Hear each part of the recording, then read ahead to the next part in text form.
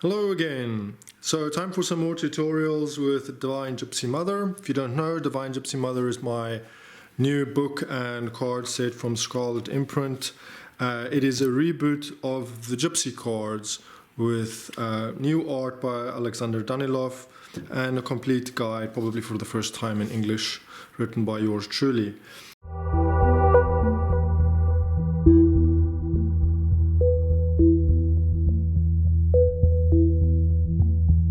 Today I'm going to look at order and influence, and in the Gypsy system the order of the cards is very important. Of course, like most forms of card reading, we tend to read the cards from left to right, so it's a bit like a comic book strip or a movie or a sentence. We read them starting from left to right. This is an example that I like to use, and it is working with the house card. So for example, if we were to take this two card combination and make a simple compound noun, house death, keeping the card meanings in mind, we would assume that this means a big change concerning our home. Maybe we have to move house, maybe we have to sell the house, maybe we lose the house for financial reasons, but there is a sudden loss, a severance, a big change, often a painful one, because in the Gypsy system the death card is a somewhat more painful, onerous kind of change.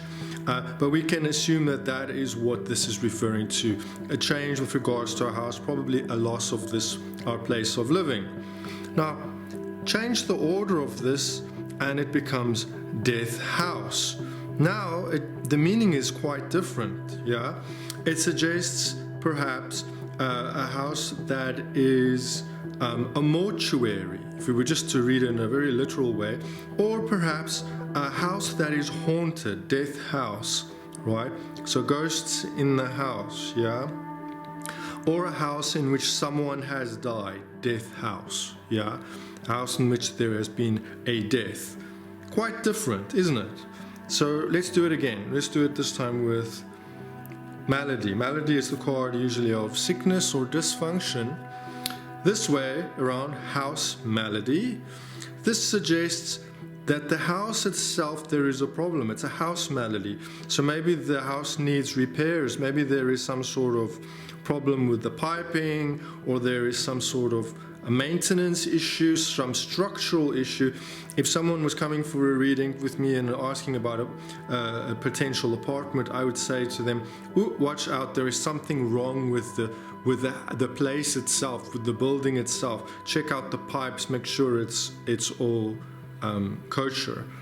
Now, this way around, malady house, this would describe a hospital, wouldn't it, right? Or a doctor's appointment rooms, right? Malady house, a house in which the ill or the sickly are housed. And like this, most of the cards will change their meaning depending on the order. So let's try some more. Thought, little money, yeah? We can look at this one a couple of ways. This card can represent, it can be a person significator, suggesting a man, a younger man. The thought card is a card that has dual meaning. It can mean an idea, a thought, a plan, or it can describing a person. But read as a person, thought, little money, it could show a younger man, maybe he's a scholar who doesn't have a lot of money, whose finances are tight. Let's turn it around. Little money thought. Say for instance you had a business idea or a business proposal, some sort of plan or proposal, yeah, anything that is in conceptual form that's still an idea, and you want to discover the value of that. It would be little money thought. It would be something in which there was little value, not so profitable, not so valuable, or in which there wasn't much return. Cleric money. So this is the spiritual card. The spiritual card is the cleric is the card having to do with spiritual matters. It could be our religion, it could be our interests, our magical practice, our spiritual interests, and of course money is our financial resources. And here it's describing the money, cleric money. So this is money that comes from a spiritual source. Maybe you did some magical work that produced money, or maybe this is money that you earn through spiritual means. Maybe you are a fortune teller like I am, or you are a Reiki healer, or an astrologer. That would be cleric money. Let's do it this way around. Money cleric. Interesting, yeah? Money cleric. So this is in fact describing the cleric, yeah? Money cleric. More challenging, isn't it? More challenging. Money cleric. This might refer to a religion or a spiritual practice that is primarily focused on money. Yeah, maybe they're just trying to collect money, maybe they're just trying to make money, maybe it's a very materialistic religion, maybe it's a religion that's just focused on external status, wealth, and so on. Yeah, a prosperity gospel. Yeah, maybe this is about manifesting. There's a lot of new age, new thought stuff that has this flavor, right? It's really about manifesting abundance or whatever, but it's referring to the practice itself, about the belief system itself. This should be a very materialistic spiritual belief system, yeah, which is actually referring to most new age spirituality. It's all about getting paid and laid, right? So a very materialistic spirituality. Maybe it's a very transactional spirituality. Maybe if you are asking about a spiritual teacher or a mentor or something, and you got this combination, it would be a warning. Oh, watch out! This person is just really looking to make money. Big difference. Here's an interesting one: love fortune. Love fortune. So this should be a really great indicator for romance or love life and so on. It just means that your romantic fortunes, your love life and so on is going to do well. There's going to be some sort of expansion or good luck around that. Simple. Fortune love. Bit different, isn't it? Fortune love. This could really describe maybe, again, a relationship that is more based on good times. Yeah, could be a romantic partner that will be with you, but maybe it's just while the money loss or the fun loss or while your luck is going well, and once your luck changes, then you might find that love ends. Not necessarily a good thing, yeah, but notice how this becomes quite negative. If it's on this side, it makes the love card somewhat more shallow. The reason is fortune is fickle. Fortune changes. Yeah, that's why Lady Fortune is often described as Lady Fortune. Yeah, because she can be fickle. She can be capricious. Yeah, and fortune love is a capricious kind of love, a love that goes up and down as your fortunes wax and wane. One day you might be doing great, everyone loves you, and you're a famous social media influencer of some sort, and you're getting lots of attention, and then the moment that influence and that good fortune wavers, the love and attention that you got before might waver too. Here's an interesting one. Constancy thief. Constancy, of course, is the job card, it's the career card, it's the work card, as you can tell by this character, this mason who's chiseling away at the stone slab, as masons are wont to do. And then the thief card is about loss or drain, something that's stolen, something that sometimes it's clandestine. And constancy thief could be talking about, some funny business in your career, some loss having to do with your career. It might mean, in fact, a loss of your job, yeah, or it could mean, that someone steals your position, something like that. There is a loss to your your career or your work or your income, something of that sort. Now, thief constancy, this is interesting, yeah, different. Thief constancy, this could in fact be describing a career that is somewhat clandestine, a career that is predicated on stealing from others or some way working with the criminal element, yeah. And of course there are a lot of careers like that. You know, you could maybe be working as a lawyer or someone who represents people who are on the wrong side of the law.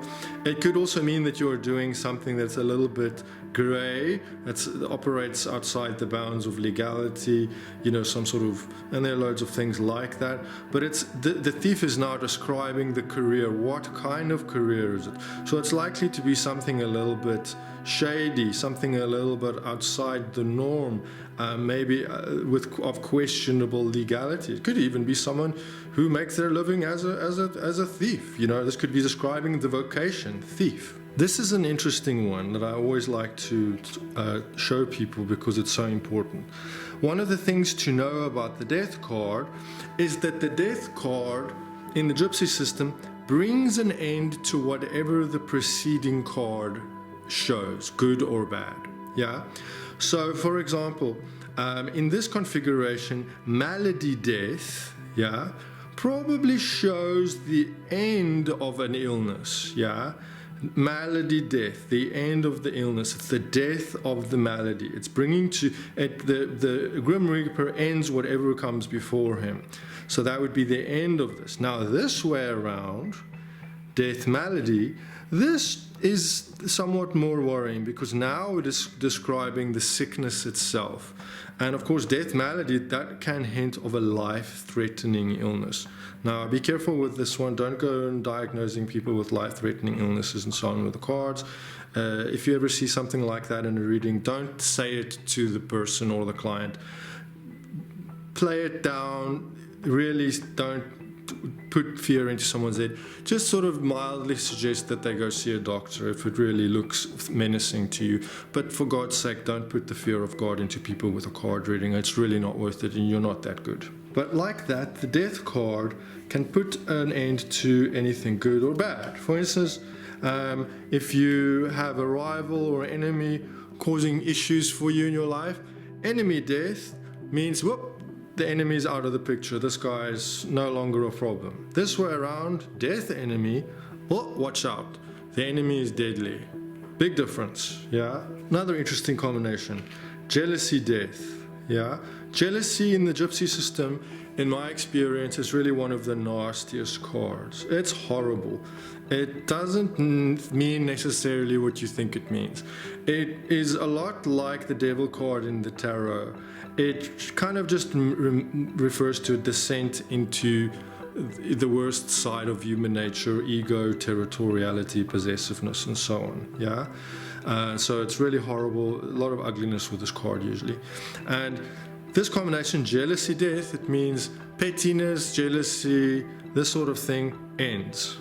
Yeah, this way around, death jealousy, whoa, horrible drama. You can just imagine death jealousy. This is, you know, one of those situations where the police needs to be called out because there's some crazy scene or drama at the person's house because someone's threatening someone with a gun or something. It's that ugly. So big difference. This way the drama is over. This way the drama is quite terrifying. Merriment death. Merriment. Merriment is the card of celebration, fulfillment, jubilation, generally a good card. Yeah, merriment shows our happiness in life. It's celebration and the reason for celebration. Merriment death shows, you know, our happiness coming to an end. You know, merriment comes to death. So whatever was making us happy is now over. Bam. Yeah. This way is more interesting. Death, merriment. There is an ending. Something is over, but we're happy about it. Yeah. Maybe we were in a bad relationship, maybe we had a toxic marriage and we get divorced and we're happier for it. Maybe we were in a bad job, yeah, and we finally find a new job and the old job is over. merriment, death merriment. So it's an ending which gives us cause for joy and celebration. Big difference. This way around, our joy and celebration, our happiness in life is terminated. But here we have reason for celebration, even though there's been an ending. Yeah.